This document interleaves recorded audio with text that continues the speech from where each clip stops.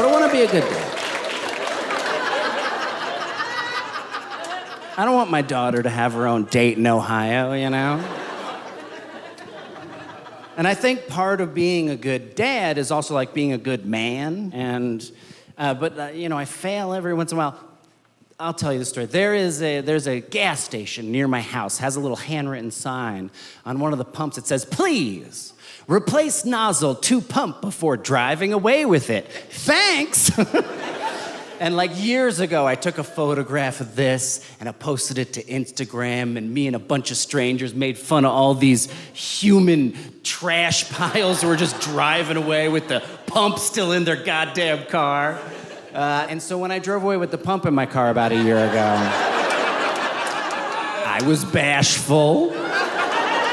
Have you ever made fun of yourself from the past with a bunch of strangers? Because I have. And the thing is, I didn't even know I did it. I had no idea. Yeah, I hopped in the car, blasted my meditation app, and just took off, ripped it right out of the pump, had no idea, and then immediately pulled an illegal 4-lane U-turn. And all of the oncoming traffic was like, bam, bam, bam, bam, bam, bam. And I was like, oh, fuck you fucking church Nancys. It's a U-turn. So I gave him all the middle finger, meanwhile spewing gasoline across the street. And then I made a right, and I got on like a big highway, started going very fast. And mind you, I just have a tail, like dragging behind me, like. And then this big white pickup truck pulls up next to me, and he's honking at me, and I was like, what? It's a U-turn! And he's like, roll your window down. And I was like, what? And he's like, you drove away with the pump in your car. And I was like, oh, you drove away with the pump in your... Oh,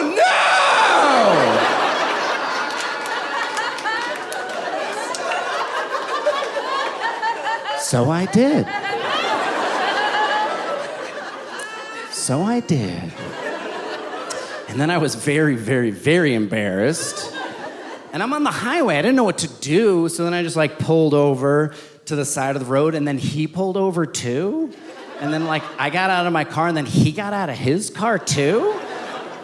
I was like deeply embarrassed. You know, it's essentially like I shit my pants, and then he like followed me into the bathroom like, hey man, did you shit your pants? Hey, how much shit is in your pants?